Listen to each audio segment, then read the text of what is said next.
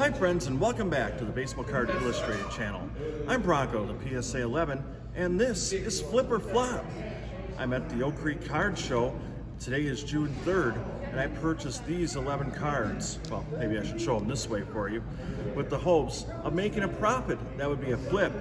Otherwise, I'm going to lose money, and well, that would be a flop. So I'm going to take you to the Baseball Card Illustrated studios, show you what cards I bought, and see if I can turn these $19 into big bucks. Now, let's roll that beautiful bean footage. It is now 24 hours later, and I'm coming to you from the Baseball Card Illustrated studios. I'm going to show you off all these cards, and before we get to that, I'd like to point out that I'm being cheered on by Christian Yelich, this Funko Pop from Scott over at Autographs 2000. We've got this Kyle Seager bobblehead, a game day giveaway which came from the great Andy over at Flying Dutchman Cards. Both those are very highly recommended channels, great people, good friends, and really cool to be able to share those with you.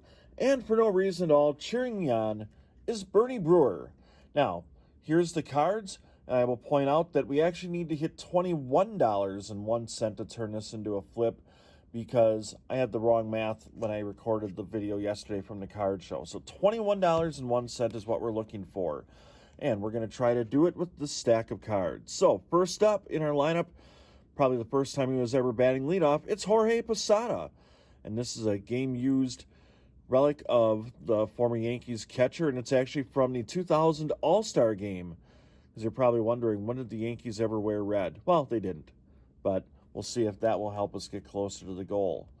Up next, we've got what I think is one of the better players that I ever had a chance to see play. It's Adrian Beltre, shown here playing with the Rangers. That's a relic card. Can't beat that deal for just $2. Up next, former Brewer, the great Zach Greinke. I think he's going to be a future Hall of Famer as well. And this is a relic card of the right-hander. He spent the 2011 season and part of 2012 with the Brew Crew. And this is a relic numbered to 99 from Immaculate. Batting cleanup is Bryce Harper. And this goes back to his days with the Washington Nationals. This is a museum collection card from 2015, numbered to 99. So I figured that was a pretty good buy for $2. We'll see if that translates into a profit. Up next, we've got Major League Material, and he certainly is. It's Rafael Devers. We'll see if this is going to end up being something that helps us get to a win in our little competition here. Now we're going to move to football, and we've got Saquon Barkley, and he's with the Giants. He's number 26, and if you see the upper left corner of the top loader, for some reason they've got 7-5. It's not a fraction, kids, although that would be 1 2/5.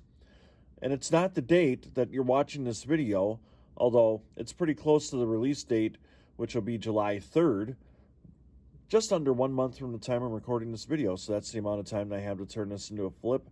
But that's Saquon Barkley from the Giants. Sticking with football, $2 for a Sidney Rice autograph. Yes, please. We'll see if anybody wanted this and was willing to pay more than $2 after fees for an autograph card of the former Seattle Seahawk wide receiver.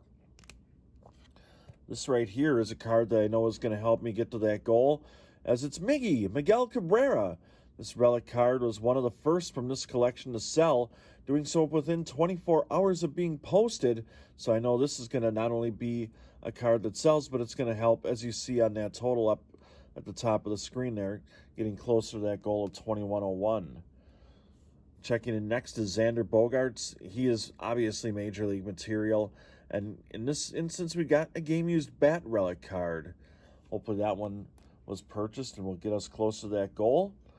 Now, here's where the math got a little fuzzy for me. I talked about this at the June episode of the Milwaukee Card Show. It's Pete Alonso, the Polar Bear. It's an Allen and Ginter rookie card. I got this for $1. I felt that was a really good deal. And I still don't understand why his stuff isn't more valuable. But I guess that's other people's loss and somebody else's gain. And the final card, and the first one, oddly enough, to sell, is this one here. The Hall of Fame catcher, Ivan Pudge Rodriguez. Class of 2017 Hall of Famer. It's a relic card. And as you can see, this was definitely helping the cause, as this not only sold, but put us into flip material I should say in the flip territory with the sale. So that's the stack, 11 cards. If you've been counting along the way, you already know the answer, but I'm going to bring you the final totals and tabulations from the July edition of the Milwaukee Card Show. So let's go back out to Oak Creek at Fat Daddy's Card Show and find out if this was a flip, yay! See, Bernie's happy, or a flop, boo, I wouldn't be happy. And by the magic of videotape, it is July. We're back at the Milwaukee Card Show, and I've got results. Now, this one here still did not sell, but that's okay. Jorge Posada let me down, but we'll be fine with that. But, drum roll please. Our grand total, $29.46. So folks, we have a flip, our first successful venture here on Flip or Flop. I hope you enjoyed this little series. We'll continue this going throughout the course of the rest of the year. Up next is one where I tried to sell some cards to raise some funds for the National. Find out how that went coming up here later on in July here on the Baseball Card Illustrated channel.